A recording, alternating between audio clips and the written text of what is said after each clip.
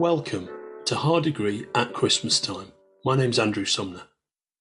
Charles Dickens first published A Christmas Carol in December 1843, and his ghostly festive tale of the miser Ebenezer Scrooge, of his night before Christmas in the spirit world, and his discovery of empathy, hope and redemption instantly captured the public imagination, and has captured the public imagination ever since.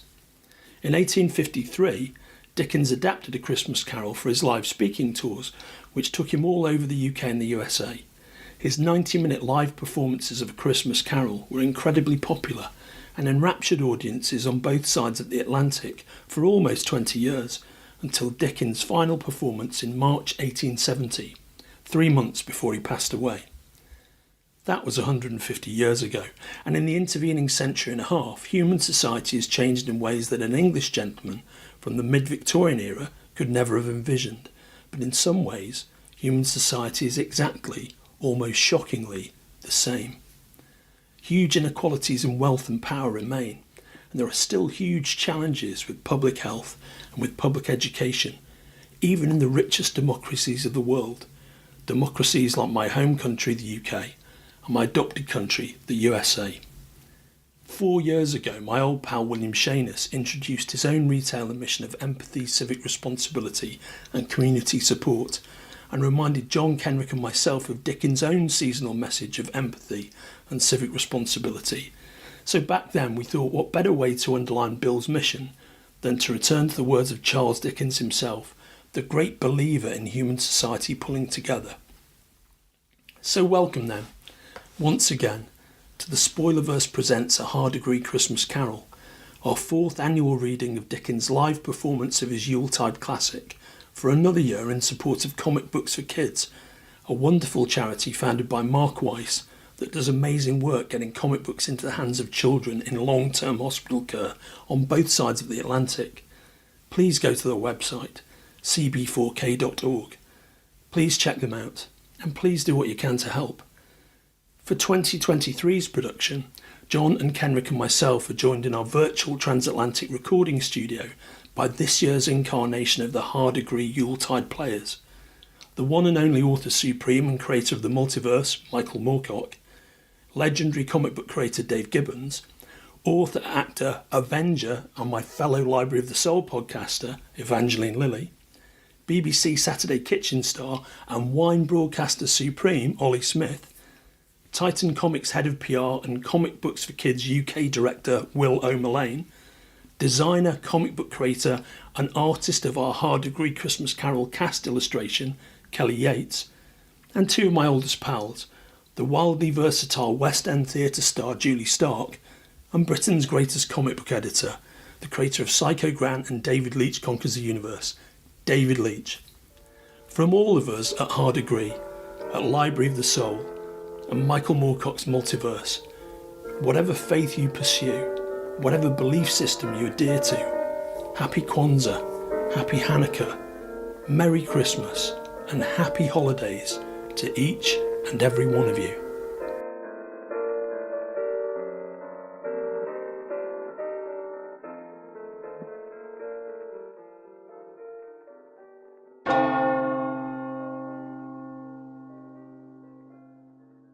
A Christmas Carol by Charles Dickens, Stave 1, Marley's Ghost. Marley was dead to begin with. There is no doubt whatever about that. The register of his burial was signed by the clergyman, the clerk, the undertaker and the chief mourner. Scrooge signed it, and Scrooge's name was good upon change for anything he chose to put his hand to. Old Marley was as dead as a doornail. Scrooge knew he was dead. Of course he did. How could it be otherwise? Scrooge and he were partners for I don't know how many years. Scrooge was his sole executor, his sole administrator, his sole assign, his sole residuary legatee, his sole friend, his sole mourner. Scrooge never painted out old Marley's name, however.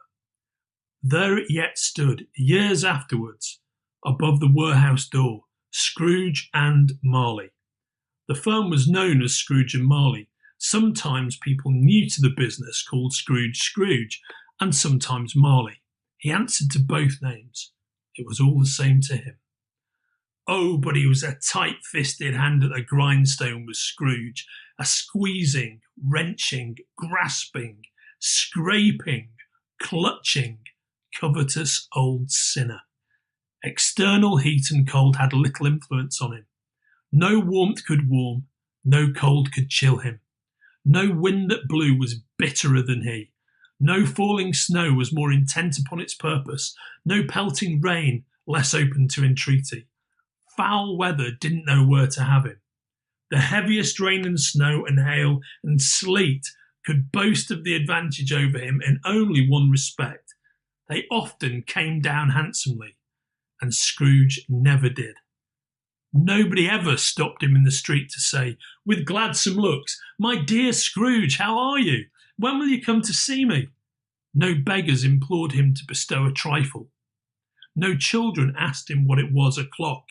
No man or woman ever once in all his life inquired the way to such and such a place of Scrooge. Even the blind men's dogs appeared to know him, and when they saw him coming on, would tug their owners into doorways and up courts, and then would wag their tails as though they said, "No eye at all is better than an evil-eyed dark master." But what did Scrooge care? It was the very thing he liked, to edge his way along the crowded paths of life, warning all humanity to keep its distance.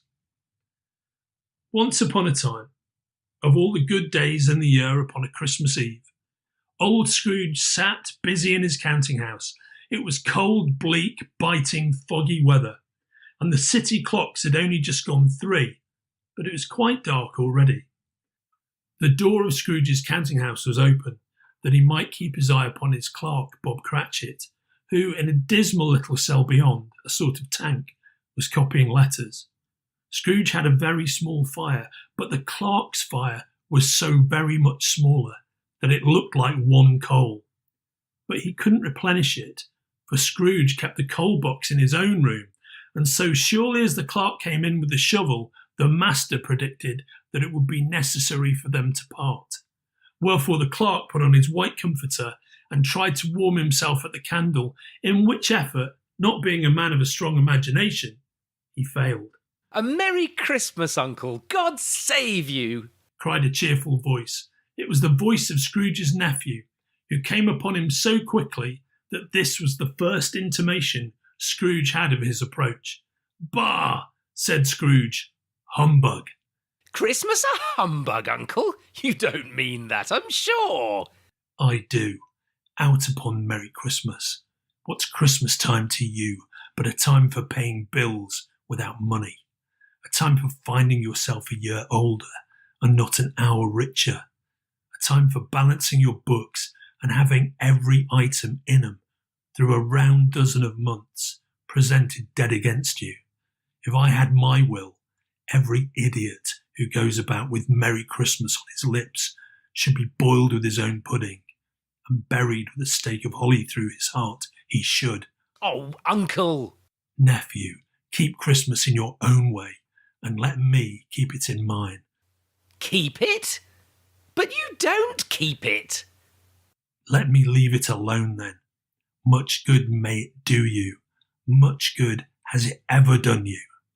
"There are many things from which I might have derived good, by which I have not profited, I dare say, Christmas among the rest. But I'm sure I have always thought of Christmas time, when it has come around, as a good time, a kind, forgiving, charitable, pleasant time, the only time I know of in the long calendar of the year when men and women seem by one consent to open their shut-up hearts freely and to think of people below them as if they really were fellow travellers to the grave, and not another race of creatures bound on other journeys. And therefore, Uncle, though it has never put a scrap of gold or silver in my pocket, I believe that it has done me good, and will do me good, and I say, God bless it." Bob Cratchit, out in his tank, involuntarily applauded. "Let me hear another sound from you, Cratchit," said Scrooge, "and you'll keep your Christmas by losing your situation. You're quite a powerful speaker, sir," he added, turning to his nephew. I wonder you don't go into Parliament. Don't be angry, Uncle. Come, dine with us tomorrow. Scrooge said that he would see him. Yes, indeed he did. He went the whole length of the expression and said that he would see him in that extremity first. But why? Cried Scrooge's nephew. Why? Why did you get married? Oh, because I fell in love. Because you fell in love, growled Scrooge, as if that were the only one thing in the world more ridiculous than a Merry Christmas. Good afternoon. Nay, Uncle, but you never came to see me before that happened. Why give it as a reason for not coming now? Good afternoon. I want nothing from you. I ask nothing of you. Why cannot we be friends? Good afternoon. Oh, I am sorry with all my heart to find you so resolute. We've never had any quarrel to which I've been a party, but I have made the trial in homage to Christmas, and I'll keep my Christmas humour to the last. So, a Merry Christmas, Uncle. Good afternoon. And a Happy New Year! Good afternoon. His nephew left the room without an angry word, notwithstanding. The clerk, in letting Scrooge's nephew out, had let two other people in. They were portly American gentlemen, pleasant to behold, and now stood with their hats off in Scrooge's office. They had books and papers in their hands and bowed to him. Scrooge and Marley's, I believe, said one of the gentlemen, referring to his list. Have I the pleasure of addressing Mr. Scrooge? Or Mr. Marley? Mr. Marley has been dead these 7 years. He died 7 years ago, this very night. At this festive season of the year, Mr. Scrooge, said the other gentleman, taking up a pen, it is more than usually desirable that we should make some slight provisions for the poor and destitute, who suffer greatly at the present time. Many thousands are in want of common necessaries. Hundreds of thousands are in want of common comforts, sir. Are there no prisons? Plenty of prisons, but under the impression that they scarcely furnish Christian cheer of mind or body to the unoffending multitude. A few of us are endeavoring to raise a fund to buy the poor some meat and drink and means of warmth. We chose this time because it is time, of all others, when want is keenly felt and abundance rejoices. What shall I put you down for? Nothing. You wish to be anonymous? I wish to be left alone. Since you ask me what I wish, gentlemen, that is my answer. I don't make merry myself at Christmas, and I can't afford to make idle people merry. I help to support the prisons and the workhouses. They cost enough, and those who are badly off must go there. Many can't go there. And many would rather die. If they would rather die, they had better do it, and decrease the surplus population. At length, the hour of shutting up the counting house arrived. With an ill will, Scrooge, dismounting from his stool, tacitly admitted the fact to the expectant Bob Cratchit, who instantly snuffed his candle out and put on his hat. You'll want all day tomorrow, I suppose, Cratchit. If quite convenient, sir. It is not convenient, and it's not fair. If I was to stop £5 for it, you'd think yourself mightily ill-used, I'll be bound. Yes, sir. And yet you don't think me ill-used, when I pay a day's wages for no work. It's only once a year, sir. A poor excuse for picking a man's pocket every 25th of December, but I suppose you must have the whole day. Be here all the earlier next morning. Bob Cratchit promised that he would, and Scrooge walked out with a growl. The office was closed in a twinkling, and Bob, with the long ends of his white comforter dangling below his waist, for he boasted no greatcoat, went down a slide at the end of a lane of boys 20 times in honour of its being Christmas Eve, and then ran home as hard as he could pelt to play at Blindman's Buff. Scrooge took his melancholy dinner in his usual melancholy tavern, and, having read all the newspapers and beguiled the rest of the evening with his banker's book, went home to bed. He lived in chambers which had once belonged to his deceased partner. They were a gloomy suite of rooms in a lowering pile of buildings up a yard. The building was old enough now and dreary enough for nobody lived in it but Scrooge, the other rooms being all let out as offices. Now, it is a fact that there was nothing at all particular about the knocker on the door of this house, except that it was very large. Also that Scrooge had seen it night and morning during his whole residence in that place. Also that Scrooge had as little of what is called fancy about him as any man in the city of London. And yet Scrooge, having his key in the lock of the door, saw in the knocker, without its undergoing any intermediate process of change, not a knocker, but Marley's face. Marley's face with a dismal light about it, like a bad lobster in a dark cellar. It was not angry or ferocious, but it looked at Scrooge as Marley used to look, with ghostly spectacles turned up upon its ghostly forehead. As Scrooge looked fixedly at this phenomenon, it was a knocker again. He waved it off and closed the door with a bang. The sound resounded through the house like thunder. Every room above and every cask in the wine merchant cellars below appeared to have a separate peal of echoes of its own. Scrooge was not a man to be frightened by echoes. He fastened the door and walked across the hall and up the stairs, slowly too, trimming his candle as he went. Up Scrooge went, not caring a button for its being very dark. Darkness is cheap, and Scrooge liked it. But before he shut his heavy door, he walked through his rooms to see that all was right. He had just enough recollection of the face to desire to do that. Sitting room, bedroom, lumber room, all as they should be. Nobody under the table, nobody under the sofa, a small fire in the grate, spoon and basin ready, and the little saucepan of gruel, Scrooge had a cold in his head, upon the hob.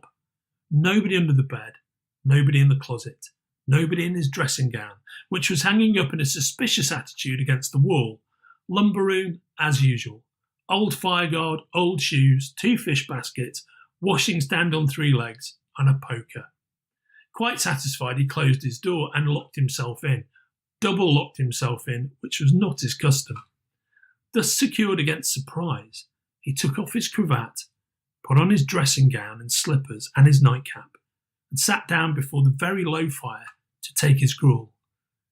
As he threw his head back in the chair, his glance happened to rest upon a bell, a disused bell that hung in the room and communicated, for some purpose now forgotten, with the chamber in the highest story of the building. It was with great astonishment and with a strange, inexplicable dread that as he looked, he saw this bell begin to swing. Soon it rang out loudly, and so did every bell in the house. This was succeeded by a clanking noise deep down below, as if some person were dragging a heavy chain over the casks in the wine merchant's cellar. Then he heard the noise much louder on the floors below, then coming up the stairs, then coming straight towards his door. It came on through the heavy door, and a spectre passed into the room before his eyes, and upon its coming in, the dying flame leapt up as though it cried, "I know him, Marley's ghost." The same face, the very same. Marley in his pigtail, usual waistcoat, tights and boots. His body was transparent, so that Scrooge, observing him and looking through his waistcoat, could see the 2 buttons on his coat behind. Scrooge had often heard it said that Marley had no bowels, but he had never believed it until now. No, nor did he believe it even now, though he looked the phantom through and through, and saw it standing before him, though he felt the chilling influence of its death-cold eyes, and noticed the very texture of the folded kerchief bound about its head and chin. He was still incredulous. "How now?" said Scrooge, caustic and cold as ever. "What do you want with me?" "Much." Marley's voice, no doubt about it. "Who are you?" "Ask me who I was." "Who were you then?" "In life, I was your partner, Jacob Marley." Can you sit down?" "I can." "Do it then." Scrooge asked the question because he didn't know whether a ghost so transparent might find himself in a condition to take a chair, and felt that, in the event of its being impossible, it might involve the necessity of an embarrassing explanation. But the ghost sat down on the opposite side of the fireplace, as if he were quite used to it. You don't believe in me. I don't. What evidence would you have of my reality beyond that of your senses? I don't know. Why do you doubt your senses? Because a little thing affects them. A slight disorder of the stomach, perhaps. You may be an undigested bit of beef, a blot of mustard, a crumb of cheese, a fragment of an underdone potato. There's more of gravy than of grave about you, whatever you are. Scrooge was not much in the habit of cracking jokes, nor did he feel in his heart by any means waggish then. The truth is that he tried to be smart as a means of distracting his own attention and keeping down his horror. But how much greater was his horror when, the phantom taking off the bandage round its head as if it were too warm to wear indoors, its lower jaw dropped down upon its breast. Mercy, dreadful apparition, why do you trouble me? Why do spirits walk the earth? And why do they come to me? It is required of every man that the spirit within him should walk abroad among his fellow men and travel far and wide.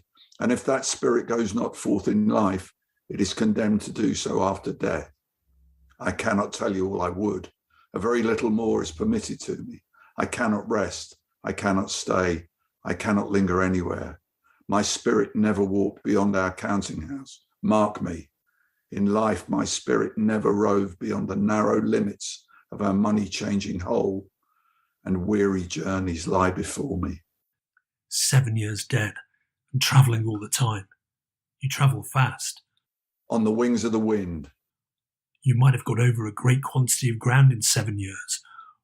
Oh, blind man, not to know that ages of incessant labour by immortal creatures for this earth must pass into eternity, not to know that any Christian spirit working kindly in its little sphere, whatever it may be, will find its mortal life too short for its vast means of usefulness, not to know that no space of regret can make amends for one's life's opportunities misused. Yet I was like this man. I once was like this man. But you were always a good man of business, Jacob, faltered Scrooge, who now began to apply this to himself. Business, cried the ghost, wringing its hands again. Mankind was my business. The common welfare was my business. Charity, mercy, forbearance, benevolence were all my business. The dealings of my trade were but a drop of water in the comprehensive ocean of my business. Scrooge was very much dismayed to hear the spectre going on at this rate, and began to quake exceedingly. Hear me, my time is nearly gone. I will, but don't be hard upon me. Jacob, pray. I am here tonight to warn you that you have yet a chance and hope of escaping my fate, a chance and hope of my procuring, Ebenezer. You're always a good friend to me, thank ye. You will be haunted by 3 spirits. Is that the chance and hope you mentioned, Jacob? I think I'd rather not. Without their visits, you cannot hope to shun the path I tread. Expect the first tomorrow night when the bell tolls 1. Expect the second on the next night at the same hour. The third upon the next night when the last stroke of 12 has ceased to vibrate. Look to see me no more, and look that, for your own sake, you remember what has passed between us. It walked backward from him, and at every step it took, the window raised itself a little, so that when the apparition reached it, it was wide open.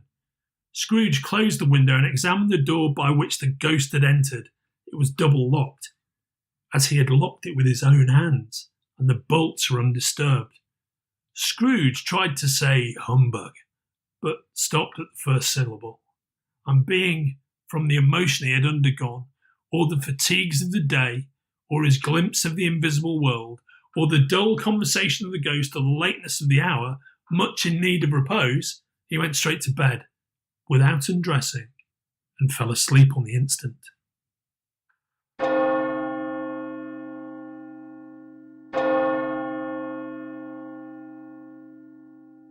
Stave 2, the first of the 3 spirits. When Scrooge awoke, it was so dark that looking out of bed he could scarcely distinguish the transparent window from the opaque walls of his chamber, until suddenly the church clock tolled a deep, dull, hollow, melancholy, won. Light flashed up in the room upon the instant, and the curtains of his bed were drawn aside by a strange figure, like a child, yet not so like a child as like an old man, viewed through some supernatural medium which gave him the appearance of having receded from the view. Its hair, which hung about its neck and down its back, was white as if with age, and yet the face had not a wrinkle in it, and the tenderest bloom was on the skin.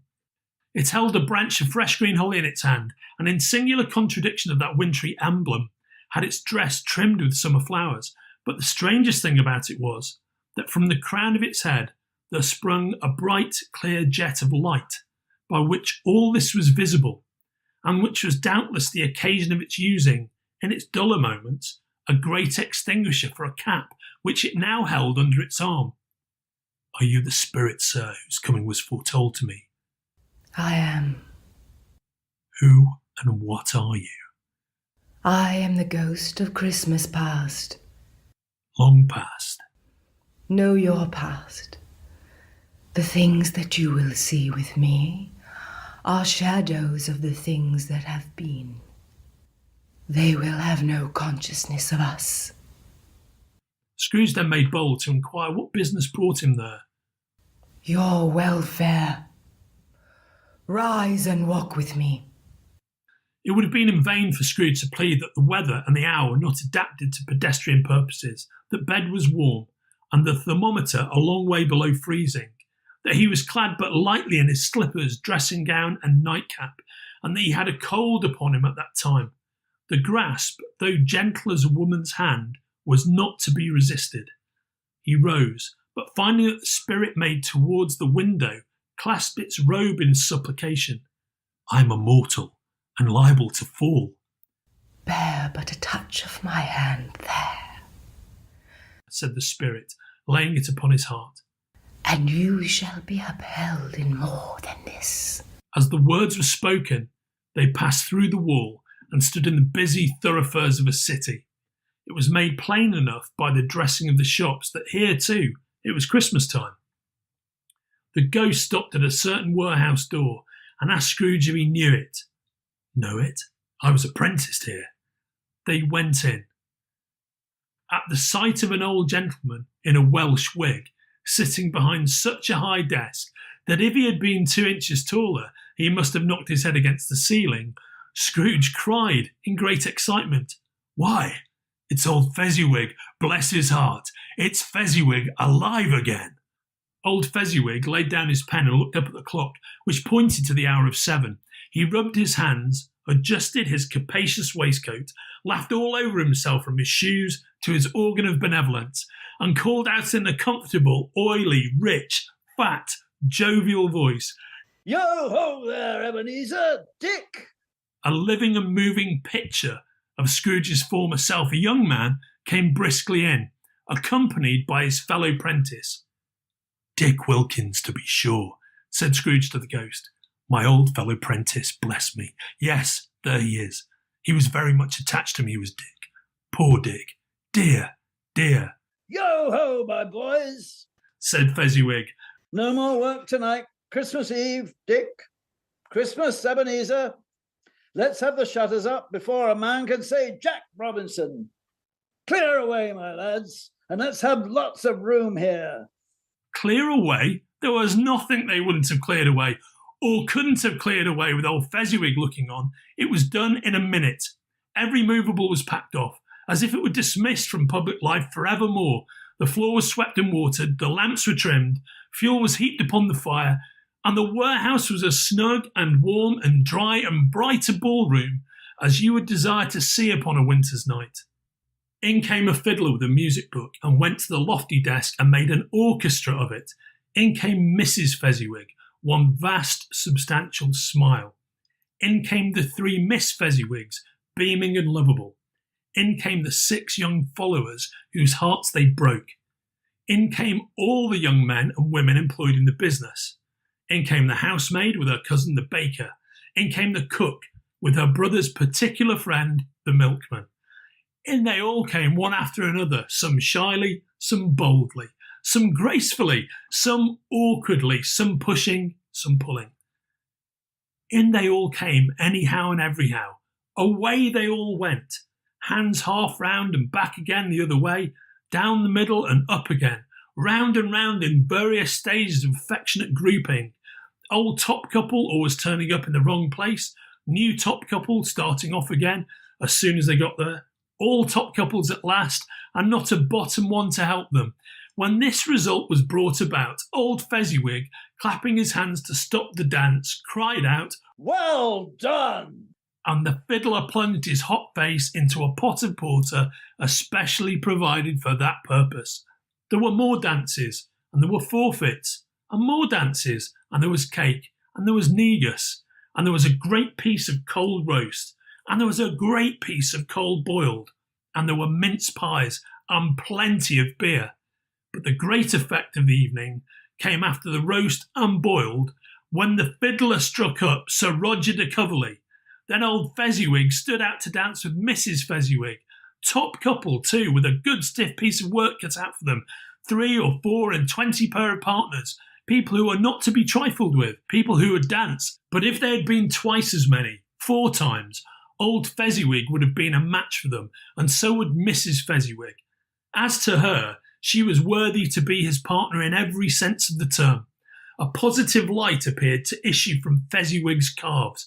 They shone in every part of the dance. You couldn't have predicted at any given time what would become of them next. And when old Fezziwig and Mrs. Fezziwig had gone all through the dance, advance and retire, turn your partner, bow and curtsy, corkscrew, thread the needle and back again to your place, Fezziwig cut so deftly that he appeared to wink with his legs. When the clock struck 11, this domestic ball broke up. Mr. and Mrs. Fezziwig took their stations, one on either side of the door, and, shaking hands with every person individually as he or she went out, wished him or her a Merry Christmas. When everybody had retired but the 2 prentices, they did the same to them. And thus the cheerful voices died away, and the lads were left to their beds, which were under a counter in the back shop. "A small matter," said the ghost, "to make these silly folks so full of gratitude. He has spent but a few pounds of your mortal money, 3 or 4 perhaps. Is that so much that he deserves this praise?" "It isn't that," said Scrooge, heated by the remark, and speaking unconsciously like his former, not his latter self. "It isn't that, Spirit. He has the power to render us happy or unhappy, to make our service light or burdensome, a pleasure or a toil. Say that his power lies in words and looks, in things so slight and insignificant that it is impossible to add and count them up. What then? The happiness he gives is quite as great as if it cost a fortune." He felt the Spirit's glance and stopped. "What is the matter?" "Nothing particular." "Something, I think." No. I should like to be able to say a word or two to my clerk just now. That's all." "My time grows short," observed the Spirit. "Quick!" This was not addressed to Scrooge or to anyone whom he could see, but it produced an immediate effect, for again he saw himself. He was older now, a man in the prime of life. He was not alone, but sat by the side of a fair young girl in a black dress, in whose eyes there were tears. "It matters little. She said softly to Scrooge's former self. To you, very little. Another idol has displaced me. And if it can comfort you in time to come, as I would have tried to do, I have no just cause to grieve." "What idol has displaced you?" "A golden one. You fear the world too much. I have seen your nobler aspirations fall off one by one, until the master passion, gain, engrosses you. Have I not?" "What then? Even if I've grown so much wiser, what then? I'm not changed towards you. Have I ever sought release from our engagement?" In words, no. Never. "In what then?" In a changed nature, in an altered spirit, in another atmosphere of life, another hope as its great end. If you were free today, tomorrow, yesterday, Can I even believe that you would choose a dowerless girl? Or, choosing her, do I not know that your repentance and regret would surely follow? I do. And I release you, with a full heart, for the love of him you once were. Spirit, remove me from this place. I told you these were shadows of the things that have been, said the ghost. They are what they are. Do not blame me. Remove me, Scrooge exclaimed. I cannot bear it. Leave me. Take me back. Haunt me no longer. As he struggled with the spirit, he was conscious of being exhausted and overcome by an irresistible drowsiness, and further, of being in his own bedroom. He had barely time to reel to bed before he sank into a heavy sleep.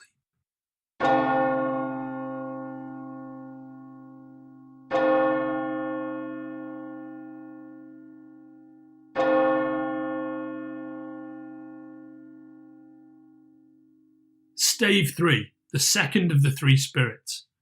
Scrooge awoke in his bedroom, there was no doubt about that, but it and his own adjoining sitting room, into which he shuffled in his slippers, attracted by a great light there, had undergone a surprising transformation.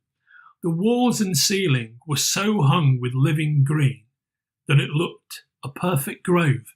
The leaves of holly, mistletoe and ivy reflected back the light as if many little mirrors had been scattered there, and such a mighty blaze went roaring up the chimney as that petrifaction of a hearth had never known in Scrooge's time, or Marley's, or for many and many a winter season gone.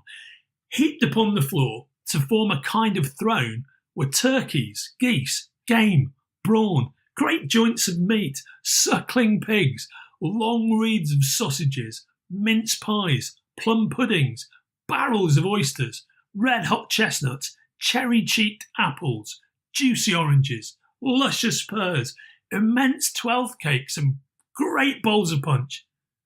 In easy state upon this couch there sat a giant, glorious to see, who bore a glowing torch, in shape not unlike Plenty's horn, and he raised it high to shed its light on Scrooge as he came peeping around the door. Come in, and know me better, man. I am the ghost of Christmas present. Look upon me. You have never seen the like of me before. Never. Have never walked forth with the younger members of my family, meaning, for I am very young, my elder brothers born in these late years? Pursued the phantom. I don't think I have. I'm afraid I have not. Have you had many brothers, Spirit? More than 1,800. A tremendous family to provide for. Spirit, conduct me where you will. I went forth last night on compulsion, and I learnt a lesson which is working now. Tonight, if you have aught to teach me, let me profit by it. Touch my robe. Scrooge did as he was told and held it fast. The room and its contents all vanished instantly, and they stood in the city streets upon a snowy Christmas morning. Scrooge and the ghost passed on, invisible, straight to Scrooge's clerks, and on the threshold of the door the spirit smiled and stopped to bless Bob Cratchit's dwelling with the sprinklings of his torch. Think of that! Bob had but 15 bob a week himself. He pocketed on Saturdays but 15 copies of his Christian name. And yet the ghost of Christmas present blessed his four-roomed house. Then up rose Mrs. Cratchit, Cratchit's wife, dressed out but poorly in a twice-turned gown, brave in ribbons, which are cheap and make a goodly show for sixpence, and she laid the cloth, assisted by Belinda Cratchit, second of her daughters, also brave in ribbons, while Master Peter Cratchit plunged a fork into the saucepan of potatoes, and getting the corners of his monstrous shirt collar, Bob's private property conferred upon his son and heir in honour of the day, into his mouth, rejoiced to find himself so gallantly attired, and yearned to show his linen in the fashionable park. And now two smaller Cratchits, boy and girl, came tearing in, screaming that outside the baker's they had smelt the goose and known it for their own, and, Basking in luxurious thoughts of sage and onion, these young Cratchits danced about the table and exalted Master Peter Cratchit to the skies, while he, not proud, although his collars nearly choked him, blew the fire until the slow potatoes, bubbling up, knocked loudly at the saucepan lid to be let out and peeled. "What has ever got your precious father, then?" said Mrs. Cratchit, "and your brother, Tiny Tim? And Martha warn't as late last Christmas Day by half an hour." "Here's Martha, mother," said a girl, appearing as she spoke. "Here's Martha, mother," cried the two young Cratchits. "Hurrah! There's such a goose, Martha." "Why, bless your heart alive, my dear, how late you are," said Mrs. Cratchit, kissing her a dozen times and taking off her shawl and bonnet for her. "We had a deal of work to finish up last night," replied the girl, "and had to clear away this morning, mother." "Well, never mind so long as you are come," said Mrs. Cratchit. "Sit ye down before the fire, my dear, and have a warm, Lord bless ye." "No, no, there's father coming," cried the two young Cratchits, who were everywhere at once. "Hide, Martha, hide!"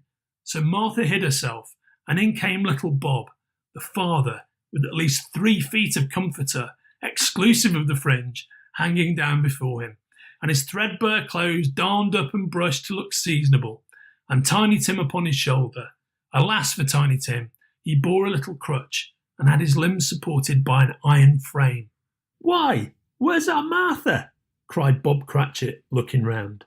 "Not coming," said Mrs. Cratchit. "Not coming?" said Bob, with a sudden declension in his high spirits, for he had been Tim's blood horse all the way from church, and had come home rampant. "Not coming upon Christmas Day?" Martha didn't like to see him disappointed, even if it were only in joke. So she came out prematurely from behind the closet door and ran into his arms while the two young Cratchits hustled Tiny Tim and bore him off to the wash-house that he might hear the pudding singing in the copper.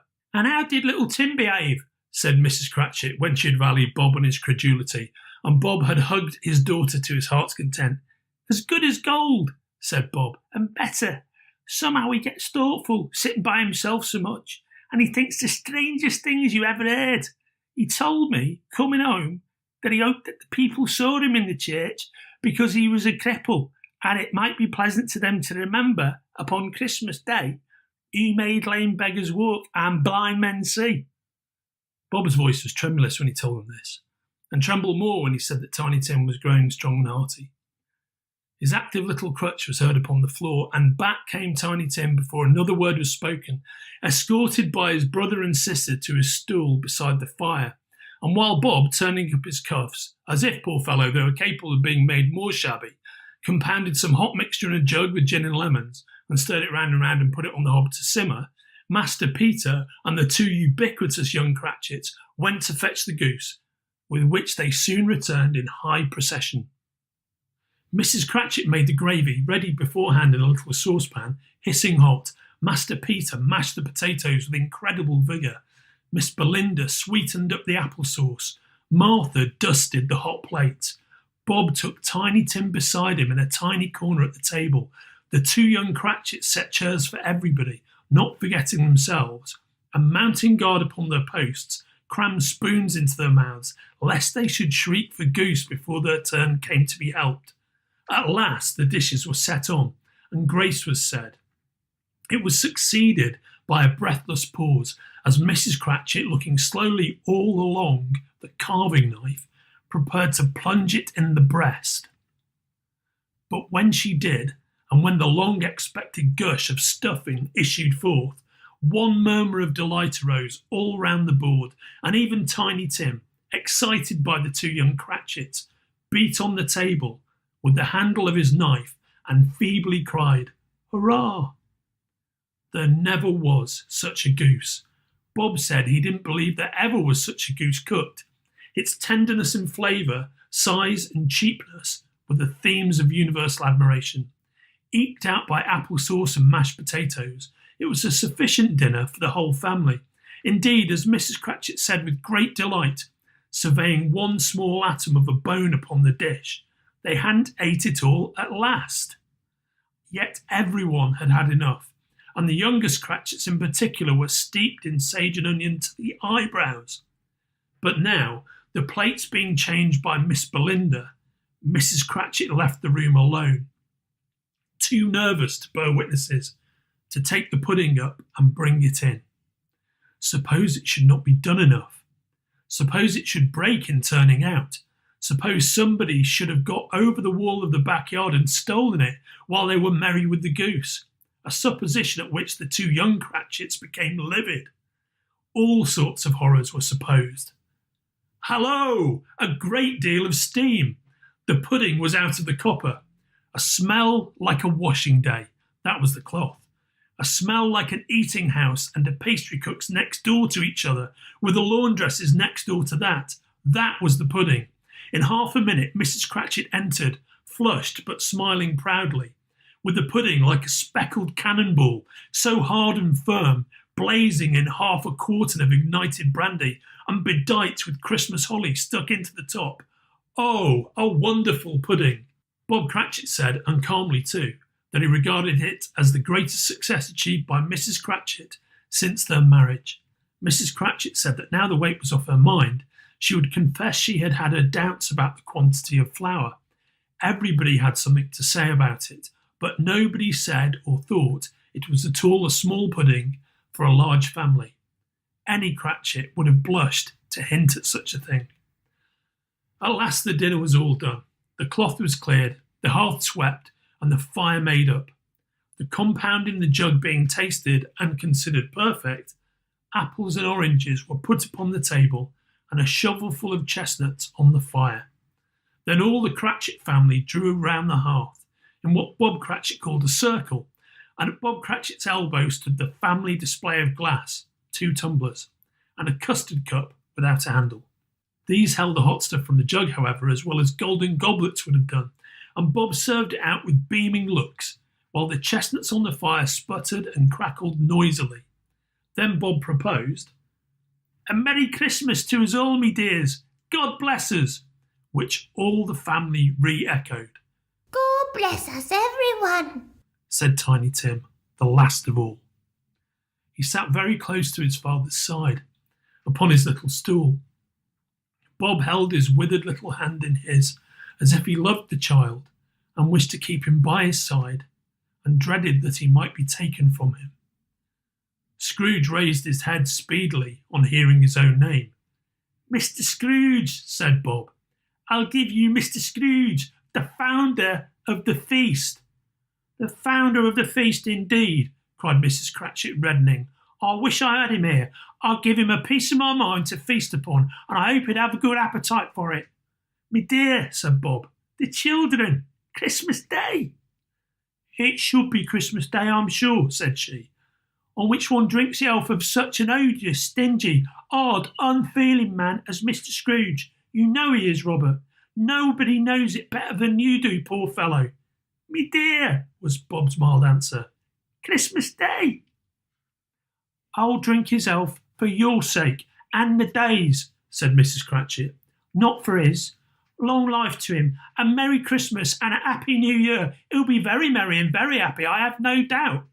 The children drank the toast after her. It was the first of their proceedings which had no heartiness in it. Tiny Tim drank it last of all, but he didn't care twopence for it. Scrooge was the ogre of the family. The mention of his name cast a dark shadow on the party, which was not dispelled for full 5 minutes. After it had passed away, they were 10 times merrier than before, from the mere relief of Scrooge the Baleful being done with. Bob Cratchit told them how he had a situation in his eye for Master Peter, which would bring in, if obtained, full 5 and 6pence weekly. The 2 young Cratchits laughed tremendously at the idea of Peter's being a man of business, and Peter himself looked thoughtfully at the fire from between his collars, as if he were deliberating what particular investments he should favour when he came into the receipt of that bewildering income. Martha, who was a poor apprentice at a milliner's, then told them what kind of work she had to do, and how many hours she worked at a stretch, and how she meant to lie abed tomorrow morning for a good long rest, tomorrow being a holiday she passed at home. Also, how she had seen a countess and a lord some days before, and how the lord was much about as tall as Peter, at which Peter pulled up his collars so high that you couldn't have seen his head if you'd been there. All this time, the chestnuts and the jug went round and round, and by they had a song about a lost child travelling in the snow from Tiny Tim, who had a plaintive little voice and sang it very well indeed. There was nothing of high mark in this. They were not a handsome family. They were not well dressed. Their shoes were far from being waterproof. Their clothes were scanty. And Peter might have known, and very likely did, the inside of a pawnbroker's. But they were happy, grateful, pleased with one another, and contented with the time. And when they faded, and looked happier yet in the bright sprinklings of the Spirit's torch at parting, Scrooge had his eye upon them, and especially on Tiny Tim, until the last. It was a great surprise to Scrooge as this scene vanished, to hear a hearty laugh. It was a much greater surprise to Scrooge to recognise it as his own nephew's, and to find himself in a bright, dry, gleaming room, with the Spirit standing smiling by his side and looking at that same nephew. It is a fair, even-handed, noble adjustment of things, that while there is infection, disease and sorrow, there is nothing in the world so irresistibly contagious as laughter and good humour. When Scrooge's nephew laughed, Scrooge's niece by marriage laughed as heartily as he, and their assembled friends, being not a bit behindhand, laughed out lustily. He said that Christmas was a humbug, as I live, cried Scrooge's nephew. He believed it too. More shame for him, Fred, said Scrooge's niece indignantly. Bless those women. They never do anything by halves. They are always in earnest. She was very pretty, exceedingly pretty, with a dimpled, surprised-looking, capital face, a right little mouth that seemed made to be kissed, and no doubt was, all kinds of good little dots about her chin that melted into one another when she laughed, and the sunniest pair of eyes you ever saw in any creature's head. Altogether she was what you would have called provoking, but satisfactory too. Oh, perfectly satisfactory. He's a comical old fellow, said Scrooge's nephew. That's the truth, and not so pleasant as he might be. However, his offences carry their own punishment, and I have nothing to say against him. Who suffers by his ill whims? Himself, always. Here he takes it into his head to dislike us, and he won't come and dine with us. What's the consequence? He don't lose much of a dinner. Indeed, I think he loses a very good dinner, interrupted Scrooge's niece. Everybody else said the same, and they must be allowed to have been competent judges, because they had just had dinner and, with the dessert upon the table, were clustered round the fire by lamplight. Well, I'm very glad to hear it, said Scrooge's nephew, because I haven't got any great faith in these young housekeepers. What do you say, Topper?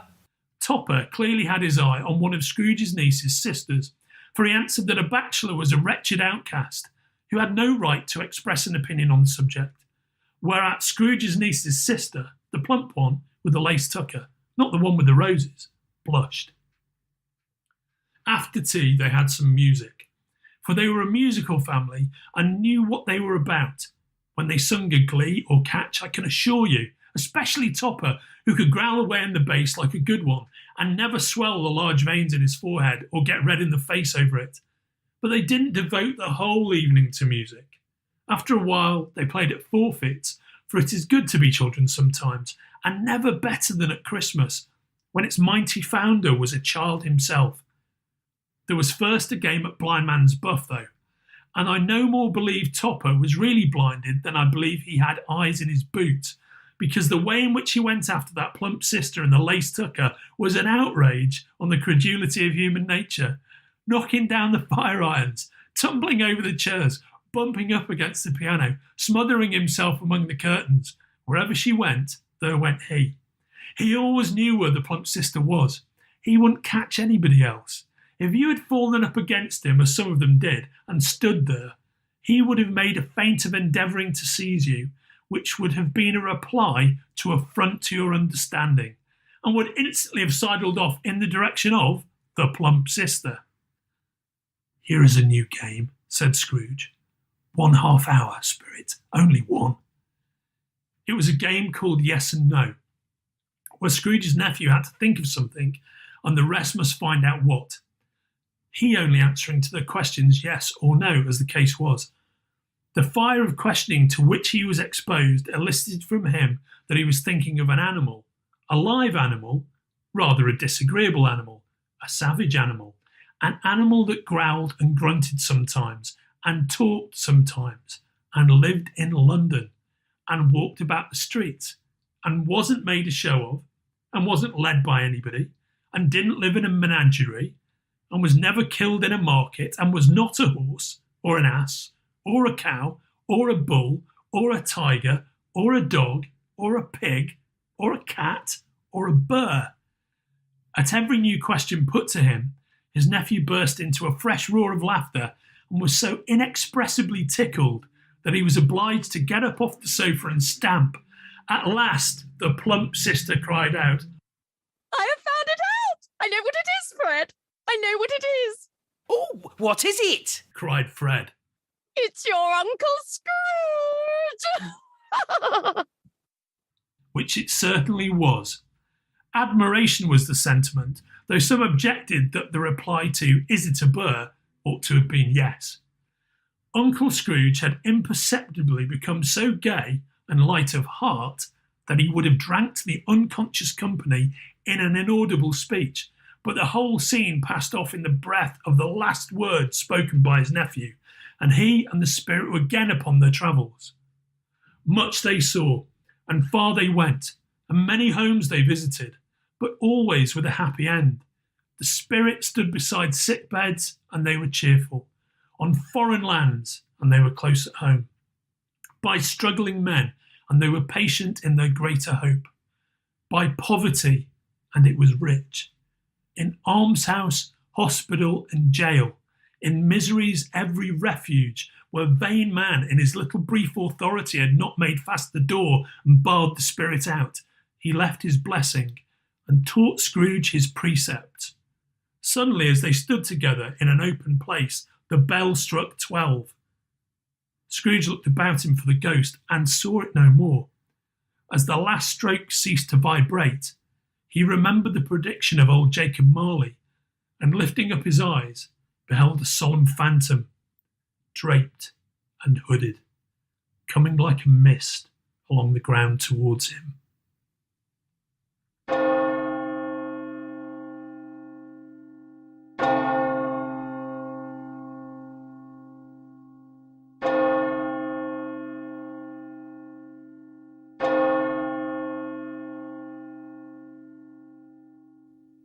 Stave 4, the last of the spirit.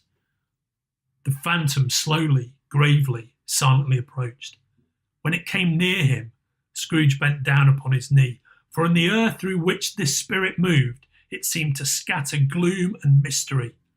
It was shrouded in a deep black garment, which concealed its head, its face, its form, and left nothing of it visible save one outstretched hand. He knew no more, for the spirit neither spoke nor moved. Am I in the presence of the ghost of Christmas yet to come? Ghost of the future? I fear you more than any spectre I have seen, but as I know your purpose is to do me good, and as I hope to live to be another man from what I was, I am prepared to bear you company, and do it with a thankful heart. Will you not speak to me? It gave him no reply. The hand was pointed straight before them. Lead on, lead on. The night is waning fast, and it is precious time to me, I know. Lead on, spirit. They scarcely seemed to enter the city, for the city rather seemed to spring up about them. But there they were in the heart of it, on change, amongst the merchants. The spirit stopped beside one little knot of businessmen. Observing that the hand was pointed to them, Scrooge advanced to listen to their talk. No, said a great fat man with a monstrous chin. I don't know much about it either way. I only know he's dead. When did he die? Interrupted a poor American street artist. Last night, I believe. Why? What was the matter with him? I thought he'd never die. God knows, said the first with a yawn. What has he done with his money? Asked a red-faced gentleman. I haven't heard, said the man with a large chin. Company, perhaps? He hasn't left it to me. That's all I know. Bye-bye. Scrooge was at first inclined to be surprised, that the spirit should attach importance to conversation apparently so trivial. But feeling assured that it must have some hidden purpose, he set himself to consider what it was likely to be. It could scarcely be supposed to have any bearing on the death of Jacob, his old partner, for that was past, and this ghost province was the future. He looked about in that very place for his own image, but another man stood in his accustomed corner, and though the clock pointed to his usual time of day for being there, he saw no likeness of himself among the multitudes that poured in through the porch. It gave him little surprise, however, for he had been revolving in his mind the change of life, and he thought and hoped he saw his newborn resolutions carried out in this. They left this busy scene and went into an obscure part of the town, to a low shop where iron, old rags, bottles, bones, and greasy offal were bought. A grey-haired rascal of great age sat smoking his pipe. Scrooge and the Phantom came into the presence of this man, just as a woman with a heavy bundle slunk into the shop. But she had scarcely entered when another woman, similarly laden, came in too, and she was closely followed by a man in faded black. After a short period of blank astonishment, in which the old man with the pipe had joined them, they all three burst into a laugh. Let the charwoman alone to be the first. Cried she who had entered first. Let the laundress alone to be the second. And let the undertaker's man alone to be the third. Look here, old Joe, here's a chance. If we haven't all three met here without meaning it. You couldn't have met in a better place. You were made free of it long ago, you know, and the other two ain't strangers. What do you got to sell? What do you got to sell? Half a minute's patience, Joe, and you shall see. What odds, then? What odds, Mrs. Dilber? Said the woman. Every person has a right to take care of themselves. He always did. Who's the worse for the loss of a few things like these? Not a dead man, I suppose. Mrs. Dilber, whose manner was remarkable for general propitiation, said, No, indeed, ma'am. If he wanted to keep him after he was dead, a wicked old screw, why wasn't he natural in his lifetime? If he had been, he'd have had somebody to look after him when he was struck with death, instead of lying gasping out his last there, alone by himself. It's the truest word that ever was spoke. It's a judgment on him. I wish it was a little heavier judgment. And it should have been. You may depend upon it. If I could have laid my hands on anything else. Open that bundle, old Joe, and let me know the value of it. Speak out plain. I'm not afraid to be the first, nor afraid for them to see it. Joe went down on his knees for the greater convenience of opening the bundle and dragged out a large and heavy roll of some dark stuff. Yeah, what do you call this? Bed curtains? Oh, bed curtains. Don't drop that all upon the blankets now. His blankets? Whose else's, do you think? He isn't likely to take cold without 'em, I dare say. Ah, you may look through that shirt till your eyes ache, but you won't find an hole in it, nor a threadbare place. It's the best he had, and a fine one too. They'd have wasted it by dressing him up in it if it hadn't been for me. Scrooge listened to this dialogue in horror. Spirit, I see. The case of this unhappy man might be my own. My life tends that way now. Merciful heaven, what is this? The scene had changed, and now he almost touched a bare, uncurtained bed. A pale light, rising in the outer air, fell straight upon this bed, and on it, unwatched, unwept, uncared for, was the body of this plundered, unknown man. Spirit, let me see some tenderness connected with the death, or this dark chamber spirit will be forever present to me. The ghost conducted him to poor Bob Cratchit's house. The dwelling he had visited before and found the mother and the children seated round the fire. Quiet, very quiet. The noisy little Cratchits were as still as statues in one corner, and sat looking up at Peter, who had a book before him. The mother and her daughters were engaged in needlework, but surely they were very quiet. And he took a child and set him in the midst of them. Where had Scrooge heard those words? He had not dreamed them. The boy must have read them out. As he and the spirit crossed the threshold, why did he not go on? The mother laid her work upon the table and put her hand up to her face. "The colour hurts my eyes," she said. "The colour? Ah, poor Tiny Tim. They're better now again. It makes them weep by candlelight. I wouldn't show weak eyes to your father when he comes home for the world. It must be near his time." "Past it rather," said Peter, shutting up his book. "But I think he's walked a little slower than he used these last few evenings, Mother. I've known him walk with Tiny Tim upon his shoulder very fast indeed." "And so have I," cried Peter. "Often." "So have I," cried another. So had all. "But he was very light to carry, and his father loved him so that it was no trouble. And here is your father at the door." She hurried out to meet him, and little Bob and his comforter, he had need of it, poor fellow, came in. His tea was ready for him on the hob, and they all tried who should help him to it most. Then the two young Cratchits got upon his knees and laid, each child, a little cheek against his face, as if they said, "Don't mind it, father, don't be grieved." Bob was very cheerful with them, and spoke very pleasantly to all the family.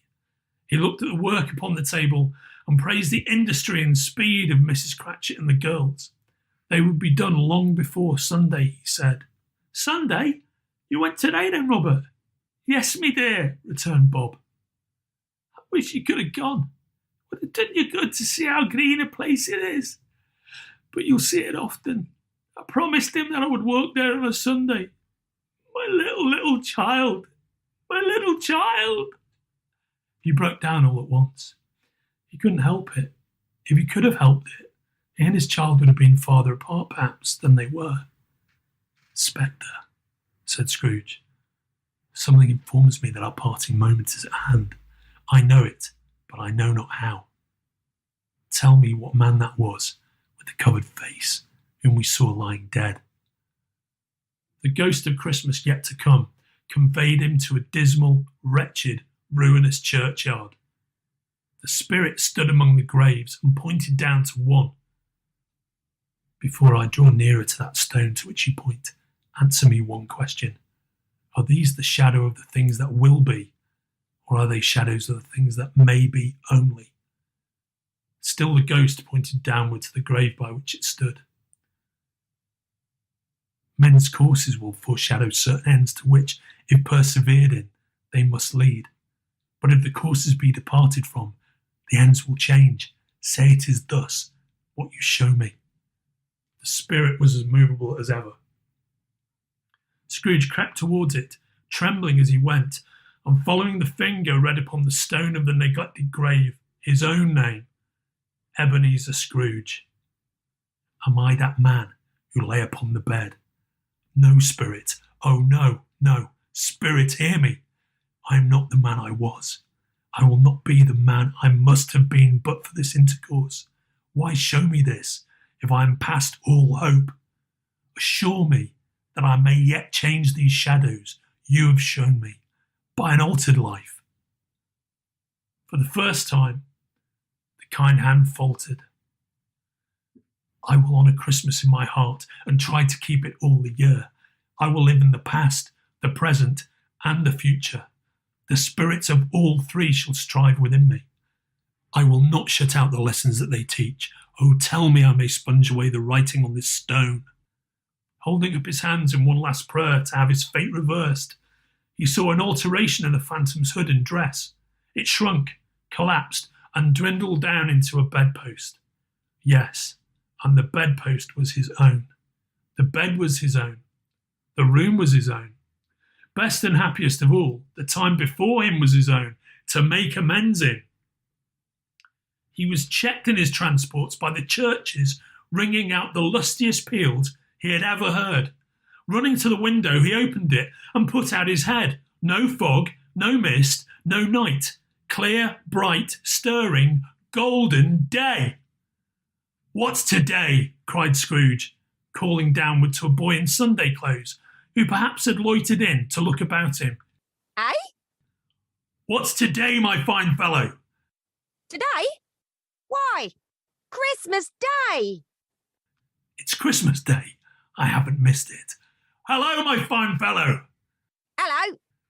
Do you know the poulterers in the next street but one, at the corner? I should hope I did. An intelligent boy, a remarkable boy. Do you know whether they've sold the prize turkey that was hanging up there? Not the little prize turkey, the big one. What? The one as big as me? What a delightful boy. It's a pleasure to talk to him. Yes, my buck. It's hanging there now. Is it? Go and buy it. Walker! Exclaimed the boy. No, I'm in earnest. Go and buy it and tell him to bring it here that I may give them the direction where to take it. Come back with the man and I'll give you a shilling. Come back with him in less than 5 minutes and I'll give you half a crown. The boy was off like a shot. I'll send it to Bob Cratchit's. He shan't know who sends it. It's twice the size of Tiny Tim. Joe Miller never made such a joke as sending it to Bob's will be. The hand in which he wrote the address was not a steady one, but write it he did somehow, and went downstairs to open the street door, ready for the coming of the poulterer's man. It was a turkey. He never could have stood upon his legs, that bird. He would have snapped them off short in a minute like sticks of sealing wax. Scrooge dressed himself all in his best, and at last got out into the streets. The people were by this time pouring forth, as he had seen them with the ghost of Christmas present, and walking with his hands behind him, Scrooge regarded everyone with a delighted smile. He looked so irresistibly pleasant, in a word, that 3 or 4 good-humoured fellows said, "Good morning, sir, and Merry Christmas to you!" And Scrooge said often afterwards that of all the blithe sounds he had ever heard, these were the blithest in his ears. In the afternoon, he turned his steps toward his nephew's house. He passed the door a dozen times before he had the courage to go up and knock, but he made a dash and did it. "Is your master at home, my dear?" said Scrooge to the girl. "Nice girl, very." Yes, sir. "Where is he, my love?" Oh, he's in the dining room, sir, with his mistress. "He knows me," said Scrooge, with his hand already on the dining room lock. "I'll go in here, my dear." "Fred!" Bless my soul, cried Fred. Who's that? "It's I, your Uncle Scrooge. I've come to dinner. Will you let me in, Fred?" "Let him in? It is a mercy he didn't shake his arm off. He was at home in 5 minutes. Nothing could be heartier. His niece looked just the same. So did Topper when he came. So did the plump sister when she came. So did everyone when they came. Wonderful party. Wonderful games. Wonderful unanimity. Wonderful happiness." But he was early at the office the next morning. Oh, he was early there. If he could only be there first and catch Bob Cratchit coming late, that was the thing he had set his heart upon. And he did it. The clock struck 9. No Bob. 1:15. No Bob. Bob was full 18 minutes and a half behind his time. Scrooge sat with his door wide open, that he might see him come into the tank. Bob's hat was off before he opened the door. His comforter, too. He was on his stool in a jiffy, driving away with his pen, as if he were trying to overtake 9 o'clock. "Hello," growled Scrooge in his accustomed voice, as near as he could feign it. "What do you mean by coming here at this time of day?" "I'm very sorry, sir. I'm behind me time." "You are? Yes, I think you are. Step this way, if you please." "It's only once a year, sir. It shall not be repeated. I was making out the merry yesterday, sir." "Now I'll tell you what, my friend. I'm not going to stand this sort of thing any longer. And therefore," Scrooge continued, leaping from his stool and giving Bob such a dig in the waistcoat that he staggered back into the tank again, "and therefore I'm about to raise your salary." Bob trembled and got a little nearer to the ruler. "A Merry Christmas, Bob," said Scrooge, with an earnestness that could not be mistaken, as he clapped him on the back. "A merrier Christmas, Bob, my good fellow, than I've given you for many a year. I'll raise your salary and endeavour to assist your struggling family, and we will discuss your affairs this very afternoon over a Christmas bowl. of smoking Bishop Bob.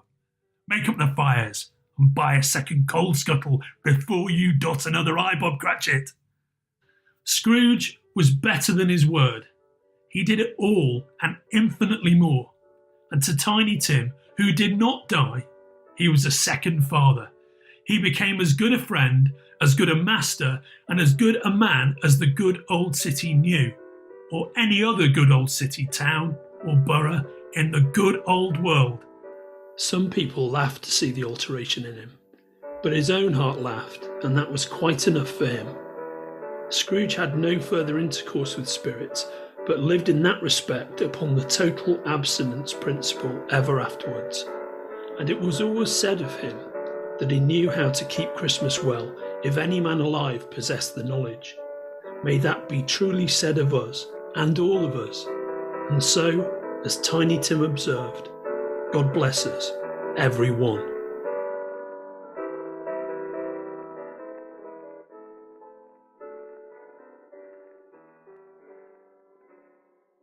You've been listening to A Christmas Carol by Charles Dickens, produced by Hardegree in support of Comic Books for Kids.